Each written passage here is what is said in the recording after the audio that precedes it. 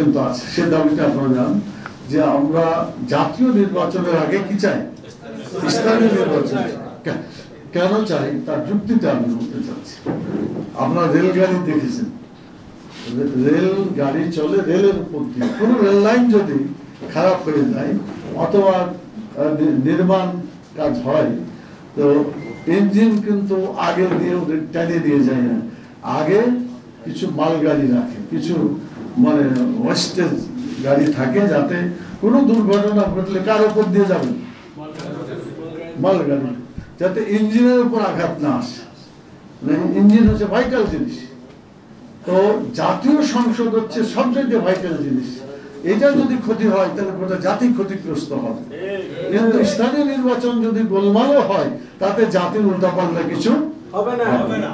সেজন্য টেস্ট করার জন্য, নির্বাচন ব্যবস্থাকে পরীক্ষা করার জন্য তারা কেমন নির্বাচন করবে সেই জন্য জাতীয় সংসদের আগে অবশ্যই স্থানীয় নির্বাচন হতে হবে।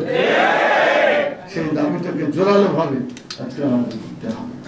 পিআর সিস্টেম বলে আমরা একটা কথা বলেছি, আপনাদের মনে থাকার কথা।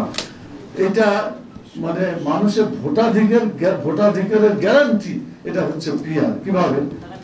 মানে বর্তমান গণতন্ত্রের যেটা চালু আছে যে সিস্টেমে, ধরেন আপনি টোটাল ভোট 100 জন, আমি বোঝানোর জন্য বলছি, 100 জনের মধ্যে একজন 51 পাইল আর একজন পাইল 49, তাহলে 51টা বিজয় লাভ করলো আর 49 কি হলো, পরাজিত হলো। ওদের কোন সে থাকলো, কিচ্ছু থাকলো না।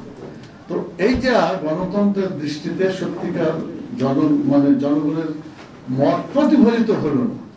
যদি এটা হয় যে 41% যারা ভোট পেয়েছে তারা সেই অনুপাতে সংসদ সদস্য পাবে, 49 যারা পেয়েছে সেই অনুপাতে তারা সংসদ সদস্য পাবে। এটা ইনসাফ হয় না? এটাই ইনসাফ। কারণ আপনি টোটাল 49কে বাদ দিয়ে দিলেন, এটা সত্যিকার ইনসাফ।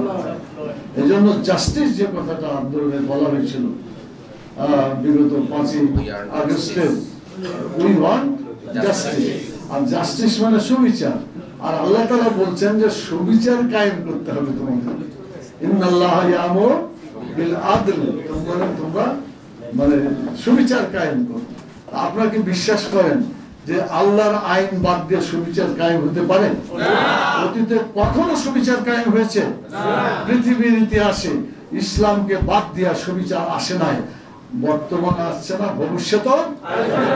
সেজন্য যদি আমাদেরকে সত্যিকার ভাবে ইনসাফ কায়েম করতে হয়, ইসলামী আদর্শ বাস্তবায়ন করতে হবে, যে আদর্শ মুহাম্মদ রাসূলুল্লাহ সাল্লাল্লাহু আলাইহি ওয়াসাল্লাম আমাদের দেখিয়ে গেছেন। তিনি বললেন যে আমি চলে গেলাম কিন্তু তোমাদের জন্য রেখে গেলাম দুটা জিনিস, যতদিন পর্যন্ত তোমরা ধরে থাকবে ততদিন পর্যন্ত তোমাদেরকে কেউ পথভ্রষ্ট করতে পারবে না। তার একটি হলো কি, আল কোরআন, আল্লাহর কিতাব, আর একটা হলো মুহাম্মদ রাসূলুল্লাহ সাল্লাল্লাহু আলাইহি ওয়াসাল্লামের সুন্নাহ।